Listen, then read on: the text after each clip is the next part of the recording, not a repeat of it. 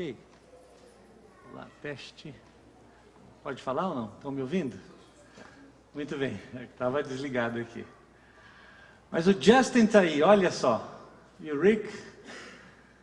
Poxa, e o Martin. Olha, o Justin, você nasceu que mês, Justin? Que mês você nasceu? Em abril. Eu me casei em abril. Ele tinha uns dias.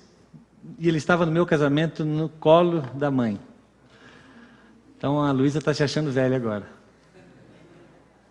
Que legal, não é? Que bom que o Justin está aí, o Rick e tantos mais, todos. Muito bem-vindos. Graças a Deus. Muito bem, meus irmãos, eu estou imaginando que com o fim da Copa do Mundo, a gente começa a voltar um pouco ao normal aí, a vida de muita gente, não é? Tem algumas pessoas que ainda vão esperar como é que diz? A estampida acabar hoje à noite, outros vão acabar o verão, e quando o verão acabar, não é isso, Maurício? Quando está frio, não vem porque está frio, e quando está calor, não vem porque está calor. E aí assim, mas graças a Deus, estamos aqui e louvamos ao Senhor por isso. Mas eu queria aproveitar essa oportunidade da Copa do Mundo e dizer parabéns aí aos alemães que ganharam, aos argentinos, aos argentinos também que chegaram lá bem, não é? Chegaram muito bem, em segundo lugar. Quem viu o jogo aí disse que foi um bom jogo. Eu não vi o jogo. Vi só um finalzinho. Eu estava no banho, a Luísa falou, gol da Alemanha. Eu falei, então tá bom. Mas é a Copa do Mundo. E a vida continua, não é? A vida vai continuar aí com a Alemanha, com a Argentina, com quem for. Mas eu queria aproveitar essa noção nossa aí de Copa do Mundo, das seleções, dos melhores jogadores e enfim, como se forma uma equipe campeã. Eu ouvi falar hoje que a Alemanha, desde 2002, quando perdeu para o Brasil, ela investiu 9 bilhões de dólares em treinamentos, e jogadores, e médicos, e fisioterapeutas. Estava lá ele, não?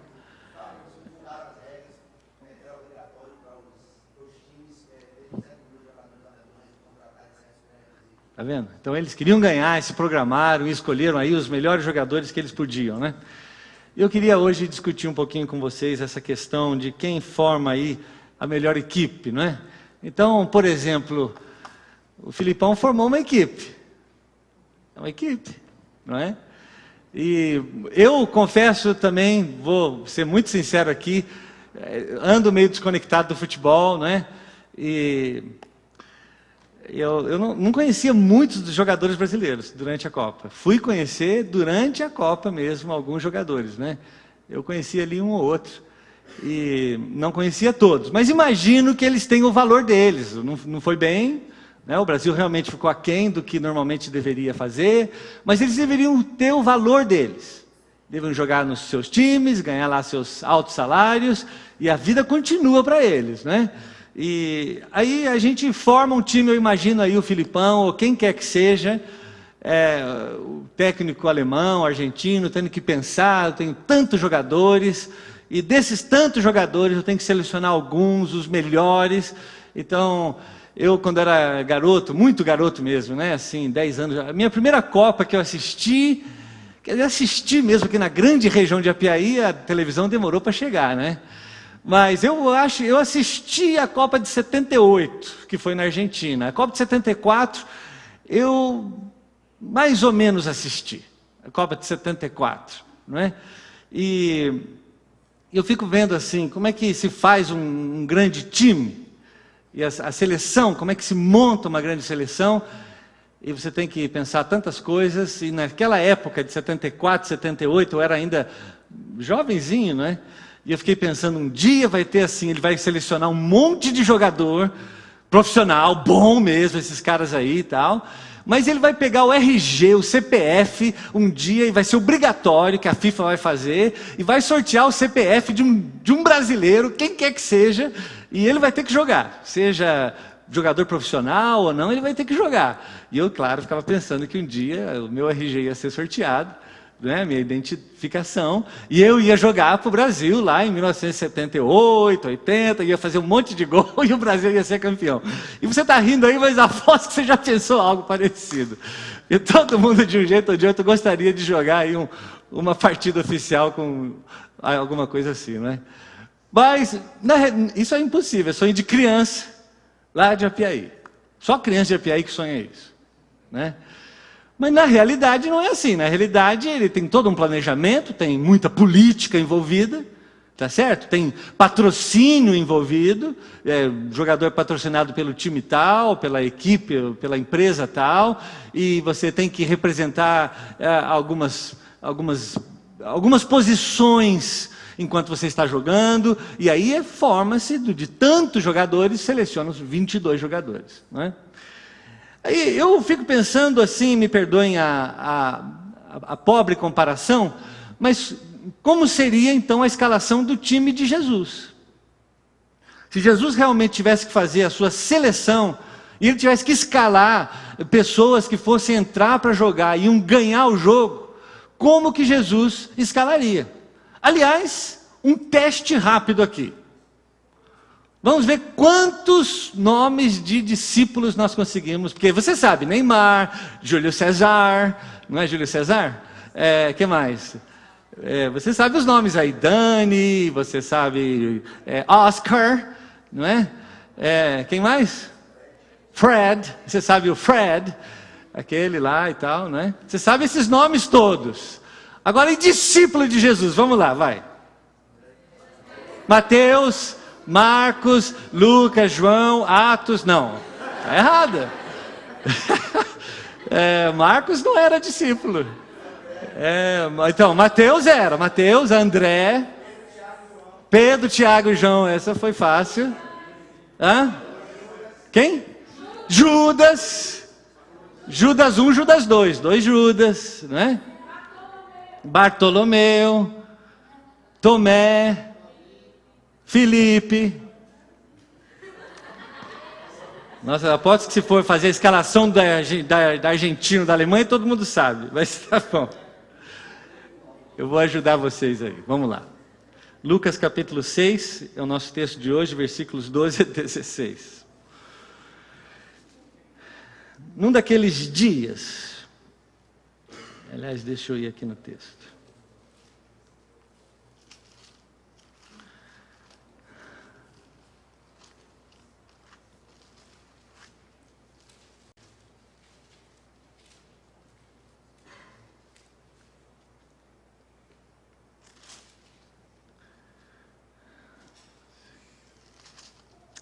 Ok.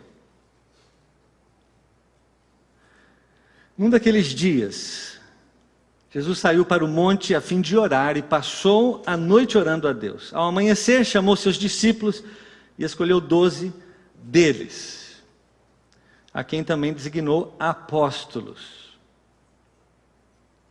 O discípulo é um seguidor. O apóstolo ele tem a tarefa de começar algo. Simão, a quem deu o nome de Pedro. O irmão de Simão, chamado André. Tiago, João, Filipe, Bartolomeu, Mateus, Tomé, Tiago, filho de Alfeu, Simão, chamado Zelote, Judas, filho de Tiago, e Judas Iscariotes, que veio a ser o traidor. Muito bem, essa aí era a turma que Jesus, ele tinha um grupo mais ou menos de 120 pessoas, 70, depois 120, que realmente seguiam Jesus mais de perto, um grupo de mais ou menos 120 pessoas. Esse grupo, no máximo da vida de Jesus, talvez tenha chegado a 500 pessoas. No máximo 500 pessoas, enquanto Jesus estava na terra naqueles 3 anos. Daqueles 500, 120, 70, ele tirou 12. E ele ficou muito próximo desses 12, investiu a vida dele nesses 12, mais do que nos demais. Ele investiu neles, para que eles pudessem fazer alguma coisa que ia mudar a história. Dizem que a Coca-Cola, por exemplo, tendo como base o ID de Jesus, que o nome de Jesus seria ouvido em toda a terra. Toda a terra, em todos os cantos, ouviriam o nome de Jesus. A partir destes 12, a partir da história da cruz. Mas diz que a Coca-Cola disse que da mesma maneira todo mundo no mundo um dia ia beber uma Coca-Cola. É uma missão que eles receberam. Mas Jesus escolheu 12. A missão era grande. Imagina que nós estamos 2000 anos atrás, mais ou menos. Não tinha internet, não tinha telefone, não tinha WhatsApp, não tinha Facebook, não tinha iPhone, BlackBerry, não tinha nada de Samsung, Galaxy. Não tinha televisão, internet ao vivo que estão nos assistindo agora em algum lugar. Não tinha nada disso. Não tinha facilidade de imprimir documento, espalhar folheto para todo lado. Era uma situação completamente diferente. Eles viviam num país dominado por um outro país mais forte. Tinham suas limitações de locomoção. Não existia ônibus, avião, carro, nada disso. E Jesus reúne 12 homens e diz assim: vocês vão fazer com que o mundo saiba que eu os amo e que eu morri na cruz para pagar o preço do rompimento da relação entre eles e Deus. Simples assim. Você vai fazer que o mundo saiba que Deus é real e que eu sou o único capaz de salvá-los do inferno e aproximá-los da vida eterna que está em Deus. Só isso. Bom. Essa é a missão que dá. E eu fico pensando, se nós fôssemos Jesus, ou se nós fôssemos ter que fazer uma grande seleção, talvez escolher a nossa equipe ministerial, talvez tivesse que escolher quem vai tocar o louvor, ministrar o louvor para nós, ou quem vai fazer parte do nosso ministério específico infantil. O pastor Gustavo está buscando agora gente que queira se envolver na recepção da igreja, na integração do ministério da igreja. Quem serão essas pessoas? Quem serão? Essa é a pergunta. Você pode achar facilmente na internet, se você fizer uma pesquisa, que uma consultoria de recursos humanos recebeu um pedido de Jesus para avaliar os 12 discípulos. E eles fizeram entrevistas com os discípulos. E eles conversaram com cada discípulo, pegaram o histórico, pegaram o currículo de cada discípulo, fizeram perguntas para referência, sabe quando você está procurando trabalho? Ligaram para várias referências. E a consultoria, segundo a informação Jordão, ela chegou com a seguinte conclusão. Está ali só por questão de estar, mas eu vou colocar para vocês aqui. A conclusão deles é que a maioria dos seus candidatos, Jesus, está escassa de experiência, educação e aptidão para o tipo de empresa que você está empreendendo. Eles não parecem ter habilidade para trabalhar como um time. Nós te recomendaríamos que você continue a sua busca por pessoas de experiência, habilidade administrativa e capacidade comprovada. Simão Pedro, por exemplo, é instável emocionalmente, inclinado para temperamento apropriado. André absolutamente não tem qualidade de liderança. Você percebe isso? Os dois irmãos Tiago e João, filhos de Zebedeu, colocam a posição pessoal sobre a lealdade da companhia. Melhor para mim primeiro. Tomé demonstrou uma atitude que iria definitivamente arruinar a sua moral. E nós sentimos que é a nossa obrigação te deixar saber que Mateus tem sido colocado na lista negra pelo centro de negócios da grande Jerusalém. Mexendo com dinheiro. Tiago, filho de Alfeu e Tadeu, tem inclinação radical para a tristeza, depressão. Os dois registram um alto índice na escala maníaco-depressivo. Um dos seus candidatos, contudo, mostra um grande potencial. Ele é um homem de habilidades, com muitos recursos, ele conhece bem as pessoas e tem uma mente afiada, contato com a alta sociedade, altamente ambicioso, motivado e responsável. O único entre os 12 que nós podemos recomendar é Judas. Deixe-o ser o seu fiscal e o seu braço direito e você florescerá. Você acha isso na internet? Claro. Como é que seria, meus irmãos, se nós tivéssemos se eu chegasse aqui hoje dizendo assim, nós temos um plano, vamos alcançar todas as pessoas de língua portuguesa nesta cidade. E como a igreja nossa vem conversando mais seriamente a cada vez o sonho que temos, pensando na nossa segunda geração, pensando nos tantos imigrantes que estão chegando, cerca de 30 mil por ano nesta cidade. Uma pesquisa do Instituto aqui em Calgary diz que cerca de 240 etnias vivem nesta cidade. Você sabe o que é isso? Quantos? Você vai num shopping aqui na cidade, num mercado, todo tipo de idioma que você ouve as pessoas falando aqui. Que Calgary virou um campo missionário. E que ainda temos liberdade, inclusive nós sendo minoria, como imigrantes que somos, pela lei canadense, temos mais liberdade, inclusive, do que um canadense nato, porque somos minoria, de ir e anunciar Jesus. E um sonho dessa igreja de alcançar todas as pessoas que falam português nessa cidade, é também preparando a igreja para a segunda geração, para os nossos pequeninos que vão preferindo muito mais falar inglês do que português, mas também alcançar esses tantos imigrantes que estão aqui, nessa cidade. E se eu chegasse para você e falasse, você tem que fazer parte desse processo? Aliás, estou falando. E qual seria a sua reação? Ou quais seriam as suas desculpas? De que você não é capacitado, que você não pode, talvez uma consultoria do Jordão diz que você não é a pessoa adequada, qualificada para alcançar Calgary, que esse é um sonho impossível, distante, e aliás talvez até irrelevante, porque o que importa é que haja diversidade, que as pessoas sejam diferentes. O que é que você falaria para que não se envolvesse mais ainda num projeto que já nos foi dado, não hoje, não por mim, mas 2000 anos atrás, pelo nosso Senhor? As suas desculpas, talvez que você é muito simples, você não tem educação, talvez você não foi para um seminário, você não tem um doutorado, um mestrado em teologia, talvez você não seja filho de pastor, não tenha históricos dentro da igreja, talvez tudo é muito novo. É o quê?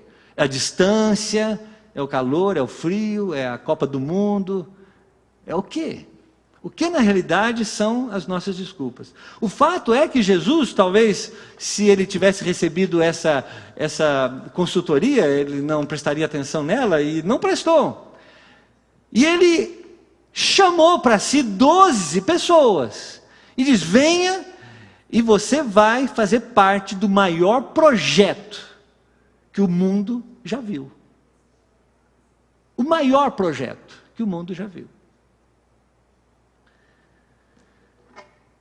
Meus irmãos, as desculpas nós sempre temos. A primeira delas que nós temos que olhar é que os discípulos não tinham instrução. Eles eram comuns, era gente comum. Você percebe, por exemplo, em Atos capítulo 4, quando Pedro faz aquele discurso, e agora está diante do Sinédrio para ser julgado, aquelas pessoas que eram autoridades, que julgavam os judeus que estavam em Israel, diz assim o versículo 13, ao verem a intrepidez, a maneira tão forte, contundente como Pedro e João falavam, e sabendo que eram homens iletrados e incultos, admiraram-se, reconhecendo que eles haviam estado com Jesus. O fato é, eles eram homens comuns. Não tinha nada de especial nesses 12. Nunca foram para a escola. Não foram para Harvard, não foram para a Universidade de Calgary, não foram para o Bow Valley, para o SAIT, não foram para Yale, para Oxford, nada. Eram homens comuns, e segundo o texto de 4:13 de Atos, inclusive alguns eram iletrados, não sei se todos, mas alguns eram. Eles não tinham influência. Quando você vê o texto de João capítulo 7, por exemplo, é interessante, versículo 48, João 7:48, eles dizem assim, porventura, creu em Jesus alguém dentre as autoridades ou dos fariseus? Mostra para mim alguém que siga Jesus, pelo menos não até esse instante. Porque Nicodemos vem a crer, Nicodemos era uma autoridade, e o próprio Paulo também, mas isso é lá na frente. Aqui ainda não. E eles dizem, será que alguém da autoridade, alguém que tem influência na cidade, creu em Jesus? Claro que não. Agora veja o versículo 49 de João 7. Quanto a esta plebe, que nada sabe da lei, é maldita. O que está dizendo aqui? Esse aqui eram os líderes religiosos de Israel.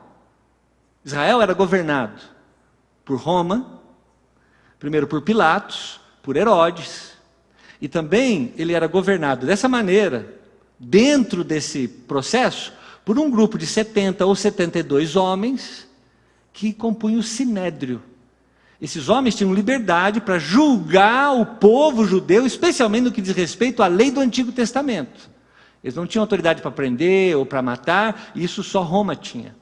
Mas eles eram ouvidos.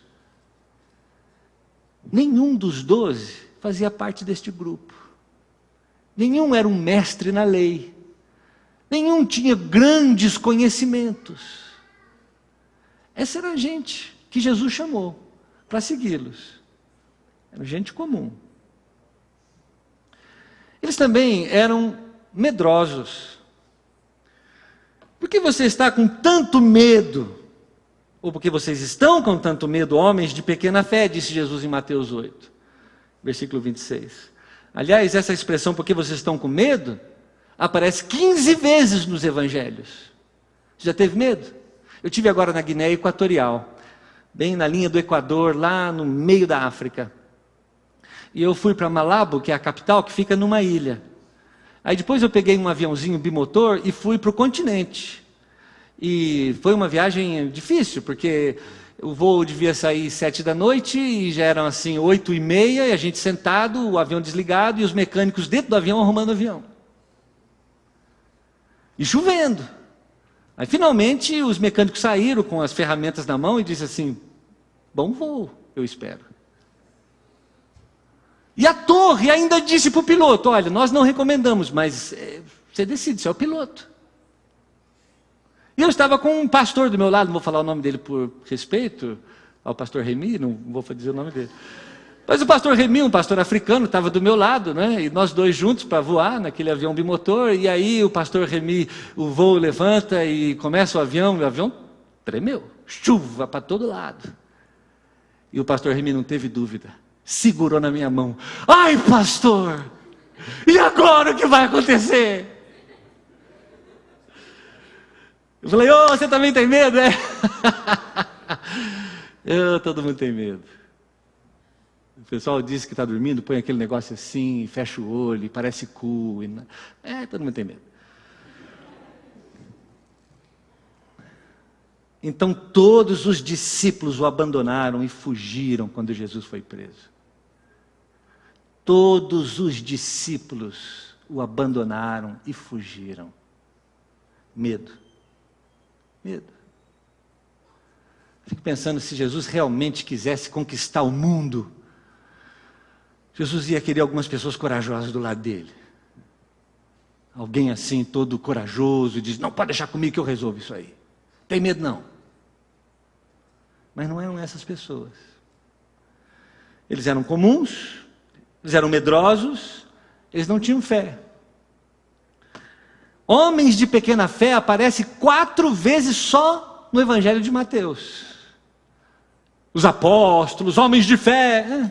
Não. O próprio Jesus diz para eles, vocês não têm fé. Lucas 24, 25, como vocês custam a entender e como demoram a crer em tudo que os profetas falaram. Eu não acho que Jesus estava muito calmo. Quanta coisa em jogo. E Jesus não chega para eles assim, puxa, está difícil você entender, né? Como vocês demoram, eu estou falando, os profetas vêm falando há 1000 anos, 2000 anos, vêm falando a meu respeito, vêm falando, e você vem com a grande, brilhante ideia de uma coisa que não é, que você não entendeu ainda. Algumas outras coisas que são importantes para você, se ainda não entendeu o coração do Evangelho, se ainda não entendeu o Evangelho, a razão de ser do Evangelho, se ainda não entendeu a cruz, como aquele amigo meu e da Luísa um dia nos perguntou, depois de horas a fio, explicando o Evangelho a ele, e ele disse no final, eu só tenho uma pergunta. Eu falei, qual é? A pergunta é, eu não entendi por que a cruz. Talvez você não entendeu nada ainda, talvez você entendeu muita coisa a respeito de prédio, de construção, de ética pastoral, de como pregar, de como fazer louvor, eu não sei o que você entendeu, mas talvez você ainda não entendeu o Evangelho. O que vale de verdade, o que fica e o que desaparece, o que fica eterno, o que é aquilo que Jesus disse em João capítulo 15, sem mim nada podeis fazer. Você entendeu o que é isso? Você sabe o que é que você tem que fazer com Jesus, que você nunca poderia fazer sozinho? Alguma coisa que permaneça para sempre. Paulo diz em Coríntios que tudo que nós olhamos, tudo que nós fazemos, passa, desvanece. Aliás, Jesus disse, passarão os céus e a terra, tudo vai passar, menos duas coisas. A minha palavra, porque ela é eterna, minha palavra fica, permanece, imexível e imutável. Minha palavra. Não sei o quanto você ama minha palavra, mas é isso que você deveria amar, porque isso é eterno. O que está aqui, a vida que sai daqui, o poder que sai daqui,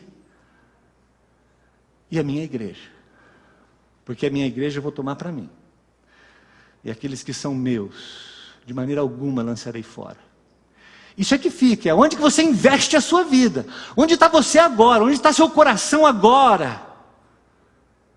O investimento do seu tempo, das suas prioridades. Eu fico pensando tantas vezes nas minhas orações, que às vezes eu fico pensando, Deus, o que está acontecendo? Eu fico pensando às vezes na lista de prioridades. Por que você está aqui hoje?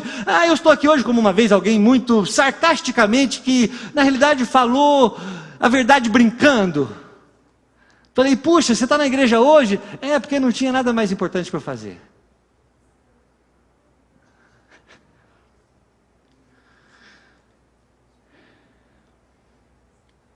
O fato é que Jesus censurou-lhes a incredulidade e a dureza do coração. Vocês são incrédulos e o coração de vocês é duro. As famílias de vocês estão sendo destruídas, os valores estão sendo invertidos, vocês estão amando coisas, estão usando gente,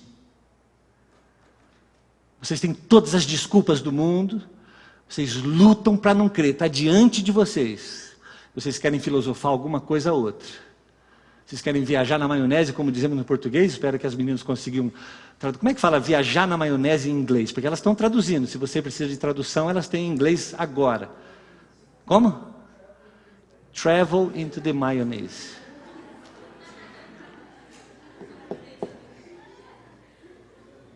Porque tem gente que viaja na maionese. No que diz respeito à vida cristã. Tem gente que vive nas nuvens. A Bíblia diz em 1 Tessalonicenses, que naquele dia final, é linda essa passagem, 1 Tessalonicenses, ao som da sua voz. Pensa nisso. Ao som dado a voz, quando Deus der a sua voz, a ordem, e a trombeta for soada pelo arcanjo, que Jesus descerá nas nuvens. E nós, os que estivermos vivos, diz o apóstolo, nos encontraremos com Ele nos ares e viveremos com Ele para sempre.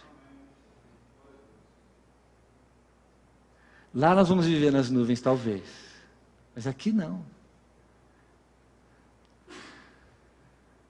Eles não tinham fé. Talvez você diga, eu acho que uma das orações mais extraordinárias, eu não sei, que eu vejo é Marcos capítulo 9. Quando Jesus vê aquele homem que o seu filho está enfermo. Lembra disso?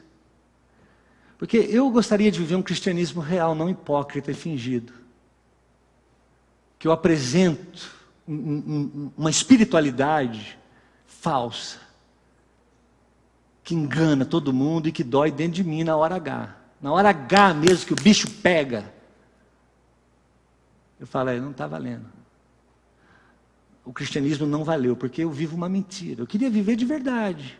Como Jesus chega para aquele homem, que o filho está no chão, tendo um ataque de epilepsia, e Jesus diz assim, você acredita, você crê que eu posso curá-lo? O que o homem diz? Eu não creio. Ajuda-me na minha falta de fé, eu não consigo crer tudo como eu devia. Ajuda-me na minha falta de fé. E é isso que de verdade Jesus precisa ver entre nós, uma sinceridade, alguma coisa verdadeira, e aí Ele vai trabalhar na verdade. Quando você diz para Ele, eu gostaria de entender, não estou entendendo, como diz lá em São Bento.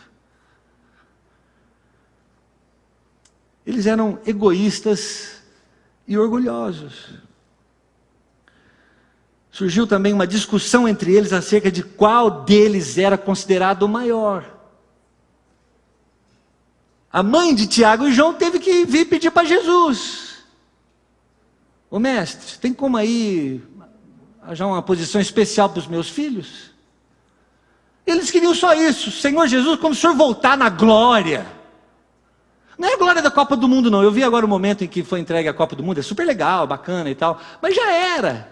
Já foi, já acabou a história, não muda a minha vida.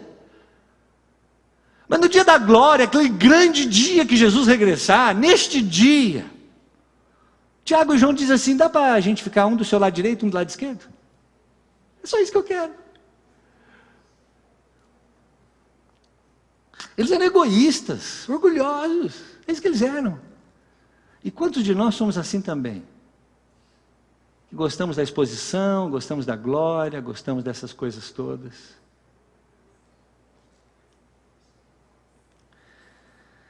Eles tinham ideologias diferentes. Sabe que às vezes eu converso com vocês aqui e eu vejo assim, um é petista, outro é PSDBista.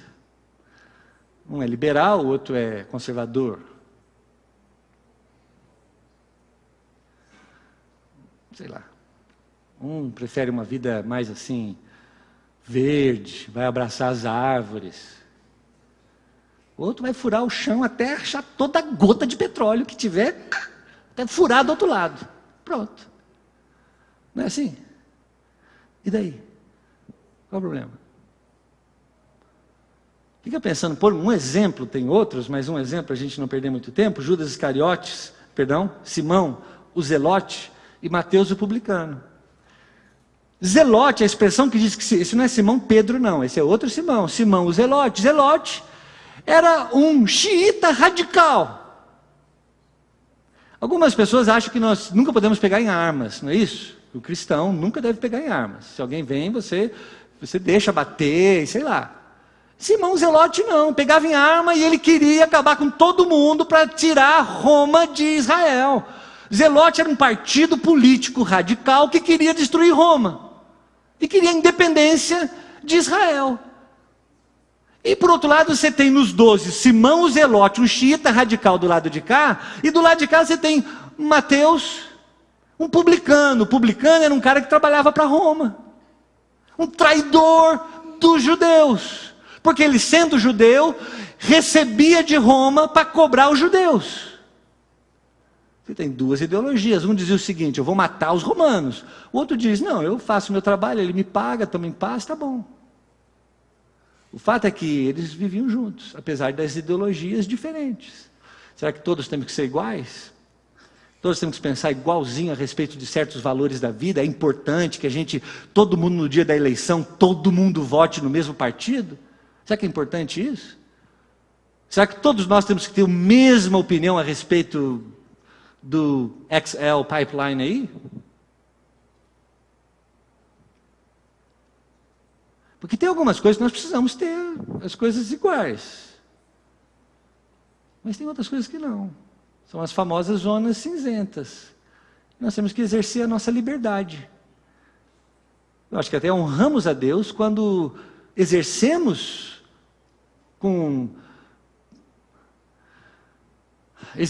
a nossa liberdade e valorizamos a liberdade que Deus nos deu.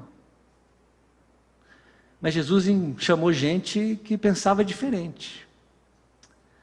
Eu tenho dito tantas vezes que às vezes seria mais fácil irmos para o exército, para a marinha, para a aeronáutica, porque seríamos mais padronizados do que a igreja. Tem algumas coisas que nós não abrimos mão, as outras coisas nós podemos. Podemos caminhar bem e juntos. Finalmente, eles tinham um traidor entre eles. Judas Iscariotes, que veio a ser o traidor. Sempre tem, né? Estava em Ouro Preto uma vez, em Minas Gerais, e lá naquela praça, bem no meio lá. Como? Praça Tiradentes. Eu entrei naquele museu e eu vi lá a forca em que o Tiradentes morreu. E depois foi esquartejado por um deles, que o traiu. Toda a história tem isso, né? Jesus sabia de Judas? Claro que sabia. Mas é assim. Que time Jesus é mais ou menos o cara no primeiro jogo do Brasil faz um gol contra. É o cara que joga contra o próprio time. Que entre nós alguém dá um chute no próprio pé. Alguém que em vez de passar a bola para frente, fica aí enrolando, e quando o inimigo vem, ninguém percebe, ele passa para o inimigo. E quebra tudo o que está sendo feito. Tem isso. Essa é a história.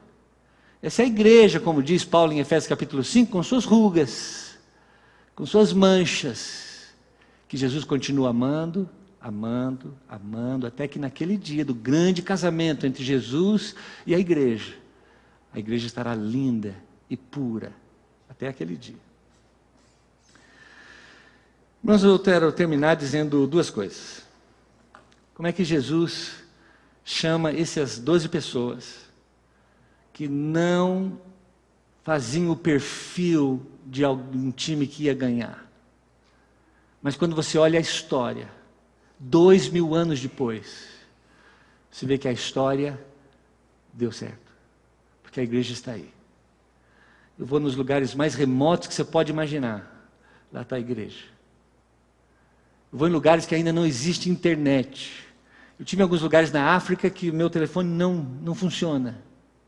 O Samaritan's Purse me deu um rádio que eu tenho que usar. É super, dá até medo de usar, né? Mas é um negócio que ele funciona até não sei quanta profundidade debaixo do mar. E você pode apertar um botão de emergência onde você estiver, no meio da selva mais fechada. É porque ele sabe que eu vou nesses lugares. Mas você chega lá, está a igreja lá. Está o evangelho sendo anunciado lá. Talvez eles não tenham todo o conhecimento, estudo e preparo que muitos de nós têm. Mas você começa a conversar com eles a respeito da fé, da salvação, do perdão, do arrependimento. Eles sabem. Duas coisas para você pensar. A primeira delas é que não somos nós, é Ele. O apóstolo Paulo diz em 1 Coríntios capítulo 1, versículo 26 e 29. Irmãos, pense no que vocês eram quando vocês foram chamados. Poucos eram sábios segundo os padrões humanos. Segundo o padrão humano, poucos eram sábios. Poucos eram poderosos. Influência, zero. Poucos eram de nobre nascimento. Filho do fulano, a história da minha vida, meu pai, meu bisavô.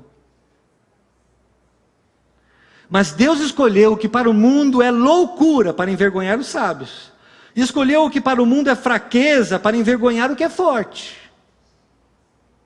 Ele escolheu o que para o mundo é insignificante, desprezando o que é nada, desprezado e o que nada é, para reduzir a nada o que é, a fim de que ninguém se glorie diante dele. No caso, o que fez a diferença foi o técnico. Porque Jesus o chamou, e aquele que o chamou também nos capacitou. Nos amou todos os dias. Sabe o pecado que você cometeu hoje cedo? 5 minutos antes de vir para cá? Ele continua te amando. O pecado que você cometeu 10 anos atrás, 5 anos, Ele continua te amando. Ele continua investindo em você, Ele continua derramando o seu Espírito em você, Ele continua amando, dando a sua palavra, dando a igreja para que haja comunhão e o ferro com ferro se afie e a brasa não fique apagada longe do braseiro. Porque Ele escolheu você, porque é Ele. Porque a glória é dEle, o poder é dEle, a igreja é dEle, o nome é dEle. A salvação é dEle, a morte é dEle, a ressurreição é dEle, a glória é dEle. E nós sempre precisamos compreender que o cristianismo é cristocêntrico. É Jesus o cristianismo, não sou eu, não é você, não é nenhum de nós. Somos nós quando estamos sendo operados, trabalhados em Jesus. E assim é.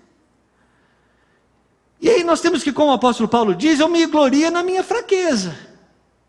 Porque quando eu sou fraco, é aí que eu sou forte. Porque quando eu reconheço que eu não posso nada, é aí que Deus vem com seu Espírito e com sua palavra. Ele que vem com suas promessas e Ele que faz agir em mim aquilo que precisa ser feito para que o nome dEle mesmo seja glorificado. Mas é Ele. Deus escolheu, o texto diz claramente, Ele escolheu vocês, Ele chamou vocês, Deus escolheu que para o mundo é loucura. E talvez você diga o seguinte: Deus vai me chamar? Olha a minha vida, olha o que eu fiz 10 anos atrás, 5 anos atrás, olha o que eu fiz 15 anos atrás. Deus vai me chamar? Olha aí, meu pai não era cristão, minha mãe não era cristã, não sei nada, nunca fui para um seminário. Deus vai me chamar? Tem certeza? Porque se alguém fosse me escolher uma igreja vencedora, uma igreja de pensamento positivo e devaneios lunáticos, provavelmente não seríamos nós. Mas Deus chamou você. Já, mas eu não sei nem falar direito. Quem é o profeta Isaías? Eu não sei falar, eu tenho 6 anos de idade, disse o profeta, 6 anos de idade. E quem falou que faz diferença? Quem falou que faz diferença a sua idade? Que Deus então vai agir pequenininho em você? Porque Deus só vai no tamanho do seu corpinho? Eu tive com o pastor Maxime, ali no Senegal, e esse pastor, ele é missionário esqueci, Mauritânia, eu acho, e ele trabalha no Senegal. E o pastor Maxime chegou lá há 17 anos, e o Senegal tem 98% de muçulmanos. Muito difícil para o evangelho entrar. Você sabe que, recentemente, um pastor brasileiro que trabalha lá, ficou um tempão na cadeia. O pastor Maxime, ele decidiu o seguinte: não consigo falar com os adultos não me ouvem, eles têm medo de ouvir a respeito de Jesus, e quando vão ouvir, a mudança na cabeça deles, porque são tradições milenares na África, do jeito de agir, aquela coisa paternalística, patriarcal, perdão, e depois todo o conceito religioso que eles têm é difícil demais. Eu vou trabalhar com as crianças. Criança, a cabeça está aberta. Ele começou a investir a vida dele nas crianças. A igreja dele hoje tem quase 500 pessoas, 17 anos. 17 anos trabalhando. No começo ele vinha para a igreja, ele tem quase 2 metros de altura, quem sabe um dia ele vem nos visitar. Enorme. Imagina um pastor de 2 metros de altura pregando para 5 crianças. 10, 20 crianças, 50 crianças, 200 crianças, que 17 anos depois são líderes da igreja dele. Que já estão plantando 3 igrejas entre crianças no Senegal.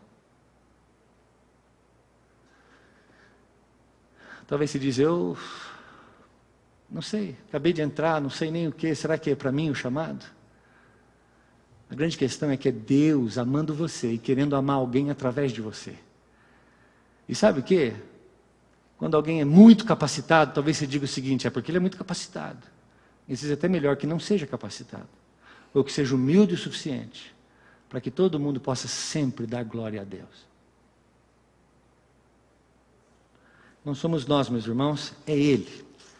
Mas, finalmente, não é também a multidão, sou eu. Eu queria dizer, porque Jesus chamou um time, não é? No meio de um país inteiro de Israel, no meio de 500 discípulos, 120, 70 discípulos, Jesus chamou 12. Ele investiu nos 12. E eles eram discípulos, seguidores de Jesus. A palavra discípulo, ela vai dizer aquele que imita, aquele que segue tão de perto, que ele vai imitar aquele que ele está seguindo. É um seguidor fiel, próximo de Jesus, não é alguém distante. Eu fico pensando que muitas vezes nós temos uma postura de multidão. E me perdoem de novo voltar à questão da Copa do Mundo, mas a multidão, ela é muito instável, não é? No primeiro jogo, o Brasil é o melhor time do mundo, e no 7-1, não é instável.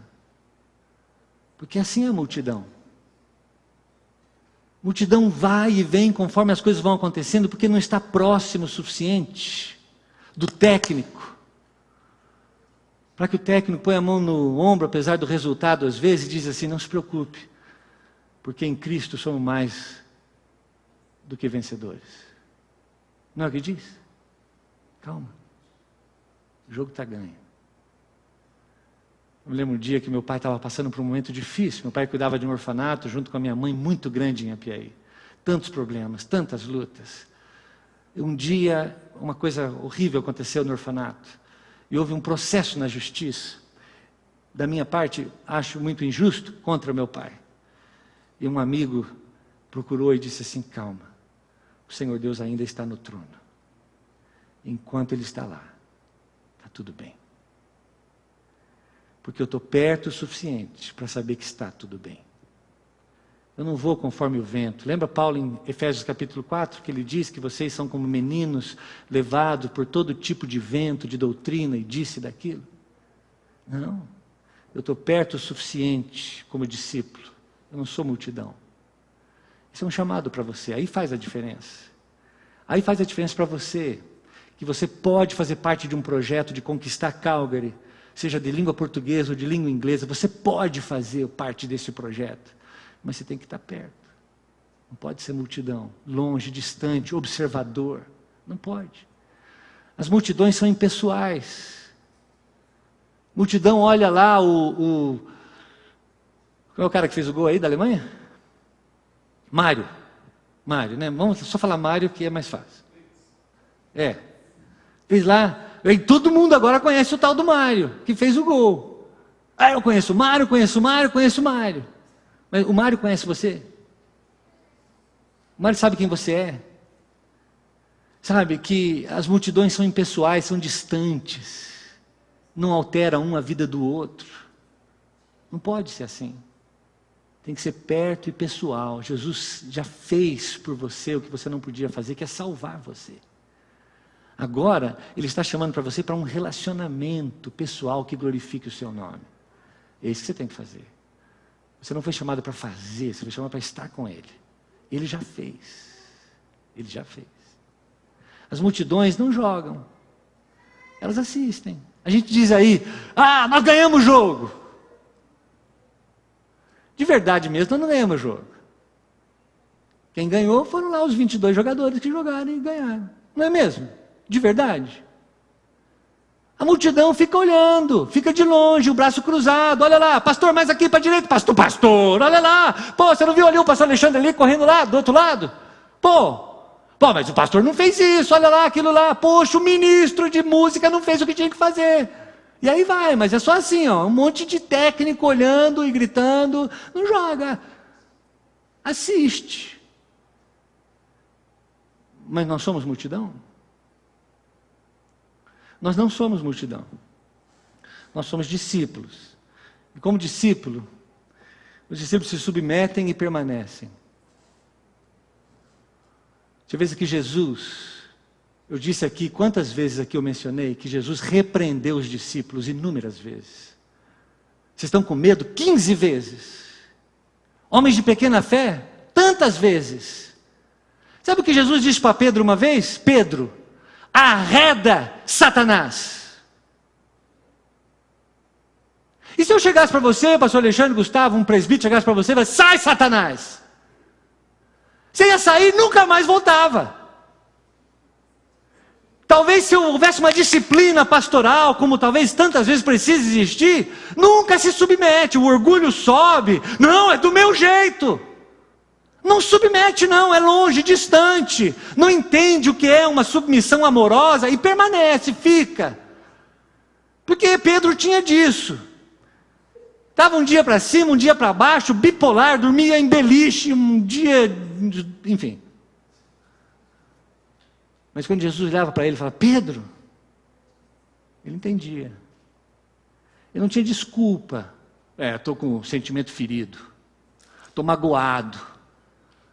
Você sabe que eu não sei se eu conheço gente que não seja crente, mais melindroso do que crente.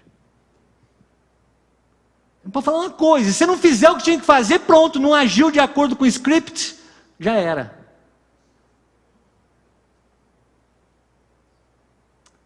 Um discípulo, quando ele recebe uma correção, como o Hebreus diz, que o pai amoroso corrige, porque nós somos tão fiéis, não é? Tão espirituais, tudo é Deus, tudo é o Espírito Santo, mas aí quando uma coisa acontece, você já vai logo chutando o pau da barraca, já vai chutando e reclamando e dizendo isso e aquilo, e você nunca para pensar o seguinte, por que isso aconteceu?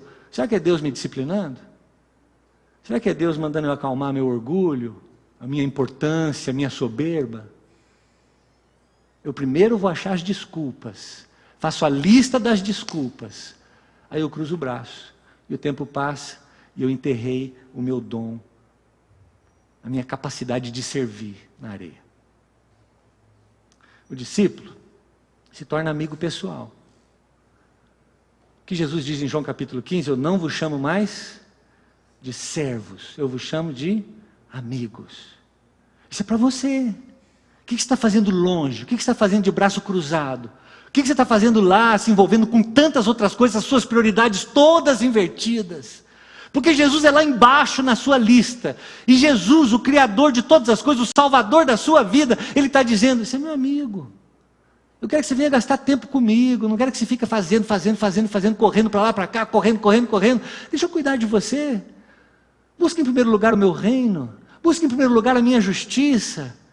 Creia que todas as outras coisas eu vou te acrescentar, eu vou te dar. Mas você tem que vir me buscar. Se você for buscar as coisas, talvez você não tenha, e vai perder os dois, eu e as coisas. Mas se você vier me buscar, ficar comigo, pertinho de mim, você vai ter primeiro eu mesmo. E quanta coisa eu vou poder abençoar você. Você lembra o apóstolo João, não é? Que ele escreve para Gaio, e ele diz assim, ó meu amigo Gaio, eu oro para que a sua vida seja próspera. Quem sabe o resto? Assim como a sua alma é próspera. Gaio estava no lugar certo. Gaio entendeu que primeiro a minha alma tinha que ser próspera. As outras coisas Deus acrescentará. Eles se tornam amigos íntimos. É o meu amigo. Tinha um hino antigo que a gente cantava na igreja, né? Jesus é o meu melhor amigo. Discípulos se envolvem e são transformados. Há uma transformação. Há uma metamorfose. Há um momento que você olha no olho do Senhor Jesus. E aí começa a mudar a sua vida. Vou dizer uma coisa para você como pastor, como amigo, como gente.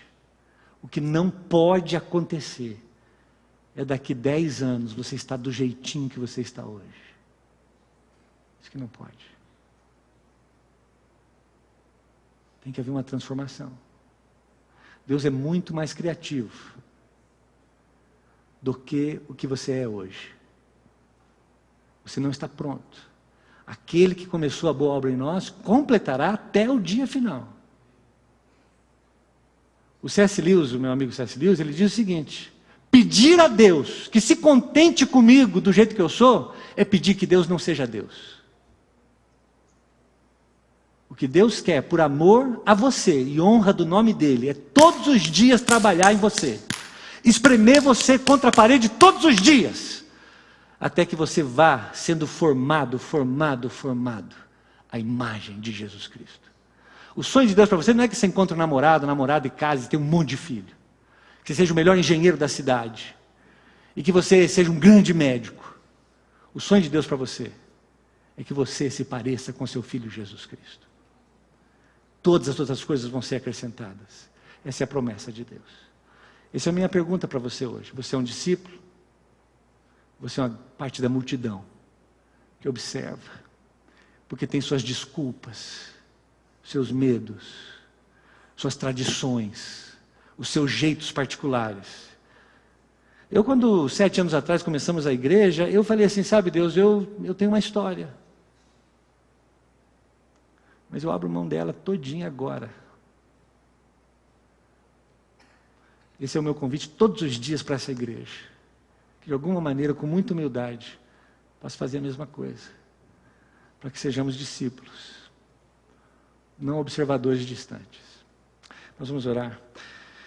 E assim é que nós seremos, como diz o apóstolo Paulo, porque somos mais do que vencedores naquele que nos amou. Não tem jogo que a gente não vai perder. E naquele dia que você olhar olho no olho do Senhor, naquele dia da glória, naquele dia que você cruzar os olhos com o Senhor, e Ele vai dizer para você, vem, entra para o gozo, entra para a alegria, entra para o meu reino, pode ver. Essa é a nossa caminhada. Até lá não pode cruzar o braço, tem que ser discípulo. Se puder ficar de pé comigo, nós vamos fazer uma oração ao Senhor, e nós vamos nos colocar diante dEle nesse momento. Ó Deus, nosso Pai querido, em nome de Jesus, nós te agradecemos, Senhor, porque o Senhor é um Deus bom. Eu fico pensando, eu olho para mim, para a minha história.